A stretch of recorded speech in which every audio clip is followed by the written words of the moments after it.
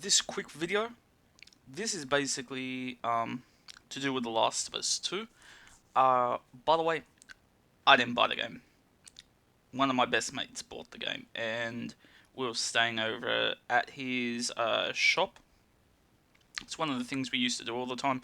Group of mates. He's got a window tinting place, and we all go up there, spend time there. And he bought it, and we were up there. We had like food and everything. We got like bottle of Jack Daniels, bottle of Fireball whiskey, and bottle of Jägermeister. So if something minor pissed us off, we were doing a shot of Jack Daniels. If something average pissed us off, like we couldn't, eh, um, it's the Fireball whiskey. And if absolutely something pissed us off to all hell, it's a shot of the friggin' Jägermeister. That's how we made the game enjoyable, because we went into it knowing it was never gonna live up to the first one. But if I could shorten it, if I could sum this game up with its main fucking problem that absolutely drove me nuts, it's two sections of the game. When you start off with the whole Joel thing, so spoilers, we know that Joel gets killed within the first 2 hours of the game. Now, I've talked to some friends about it, they have their own points of view on it, and I actually respect their points of view. I just think it's kind of like adding in your own head canon. But basically, Joel in the first game is he doesn't trust people. He never uses his like name. He never gives it out freely. He avoids people if like someone's being attacked by the friggin' zombies and he thinks, it can be a good distraction for them to get around. He will. He doesn't give a shit if someone dies. He's very smart in the first game. Cruel, but smart, especially for an apocalypse like setting. The beginning of this game, him and his brother, and him and his brother's like backstory is supposed to be like they're freaking assholes, complete assholes in that regard. They trust everybody they walk into. Oh yeah, here's my name. Oh yeah, what can we do for you? I'll save your life. And one of my friends from overseas in Japan was basically like, oh, in times of peace you get lazy, you slip up and shit. But I feel like that's you trying to create an excuse for what's happening on the screen without the people on the screen actually showing us that they've got lazy. It's just like someone's head cannon. Anyway, Joel gets killed, and you can understand the revenge arc. He's the daughter of one of the scientists, or Abby's the child of one of the scientists, and it's like, hey, I come back to kill your ass. Revenge story. Very simple, have no problem with the revenge. Think Joel's been an idiot, he's the actual problem with it. My main issue with that scene is obviously Ellie shows up, she's been tackled on the floor, and she's legit looking at him and she's pissed. She basically looks at him with death in her eyes and she's like, I'm gonna fucking kill you motherfuckers. They have to look at her and they're like, this chick is gonna track us down until she kills our ass. She's not just gonna walk away, she's not gonna forget it. She's looking at us with death in the eyes. She wants us dead. One of the guys in the group, actually smart for a second, turns around and he's like, let's just put a bullet in our head. Like, the town's gonna be here. 3 seconds, bang. Kill Ellie. Fucking game over. Instead, the rest of them like, nah, it's wrong. You can't kill her. She's not the reason we want revenge, even though we're pretty sure this bitch is gonna come after us and try and kill us. In which case, if she does come after us and kill us, we're gonna shoot her anyway. Because that's what happens for the rest of the game. As Ellie tries to get into this group is shooting at her. So, what's the point if not shooting at her then, if you're going to shoot at her later? You see the stupidity in just that basic essence of that? And the part two of the game where I feel it even makes worse sense after you do all this, because the whole game Ellie kills without a second thought. Every single motherfucking human she comes across, she kills in some of the most brutal fashions that you will ever see. It's blunt objects like pipes and everything. She beats the shit out of them until they're dead. She'll stab them in the fucking neck, slice their neck and shit. They're gonna bleed out slowly, painful, friggin' hunting rifle / sniper rifle bullet, bow and arrows, pistols, fire from Molotov cocktails, so you're burning to death. These are some of the most brutal fucking kills, and she does it without a second thought. She's like, I'm gonna kill you, you, you. And she has no beef with any of these cunts. This is just, oh, they're coming at me, I'm coming at them, someone's got to fucking die. This is the world you live in. Then she gets to the one person she actually has beef with. She's got beef with Abby. That chick killed my father figure. I want to kill her ass. It's a whole friggin' plot of the fucking game. She's been killing hundreds of people up till then without a second thought, reaches the one fucking person that she actually wants to kill. She's like, oh, revenge is bad. I shouldn't do fucking revenge. I should let this bitch live. And she lets her go. She's had her fingers bitten off.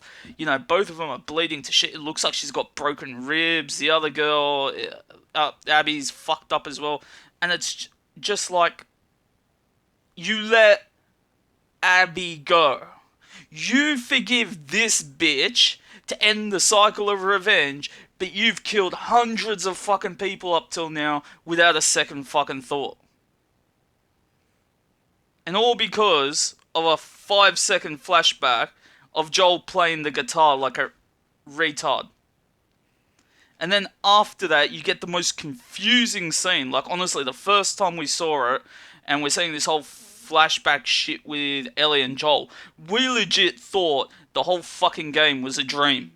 Like, she just had a fucking dream, it never happened, and it's her and Joel sitting on the porch, and then you realize, oh no, she's alone.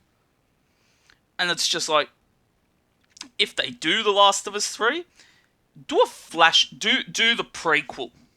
Just Joel, Tommy, and not only do you have, all your weapons and shit, give him a dog. And you can give the dog commands to friggin' attack people and shit. Give us that story, because this is fucking dumb. It's like, in order for the story to progress, oh yeah, we have to leave Ellie alive, even though we know she's gonna come looking for us. So we can't kill her right here, right now. No, the story must progress. And then you feel sorry for, essentially, the transgender, weird fucking bitch character that, if you're playing the game, even you want this bitch dead. Nah, we forgive that character, but we kill all the characters, random characters leading up to it. How do you sit here? I've seen people going, oh, this game is good, this game's a fucking masterpiece. You can't fucking describe this shit. You cannot answer my views on this. I've asked multiple people, and multiple people are like, oh, you know what? You got a point. They can't answer it back, but they still defend this game as a fucking fantastic game. You want a fantastic fucking game? Go play God of War. Go play Devil May Cry 5. Good fucking games. No.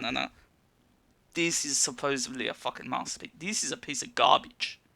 I was not a fan of what happened in Final Fantasy VII Remake, because as far as I'm concerned, I just wanted the original game with updated graphics. That's how they even advertised it. And what we got is they changed the whole fucking story, where there's like time travel, manipulation, some fucking God of Fate type shit. I wasn't a fan of that fucking story, and I let it be known. I was just like, you know what? If you told us that this was like Final Fantasy VII Alternate or some shit, at least advertise it properly. I feel like you didn't even advertise the game. Like, I'm surprised someone hasn't sued Square Enix for false advertising on the game, because they never even gave a hint that they changed the story. But if I can shit on that, because like they didn't give us what we expected, this game, like, it had everything going against it. It got leaked. No one believed the leaks because of how bad they were. And then they told us, oh, when you play the game, this shit makes sense. And then you play the game, and none of it makes fucking sense. There's plot holes, there's stupidity for the sake of the plot, the whole revenge shit. Like, go watch Naruto. The cycle of hatred, revenge, makes fucking sense. They execute it perfectly. You play this fucking game, Revenge makes no fucking sense. That's my simple thoughts on it. Is that we did not hesitate to trade in this game 2 days after my friend bought it.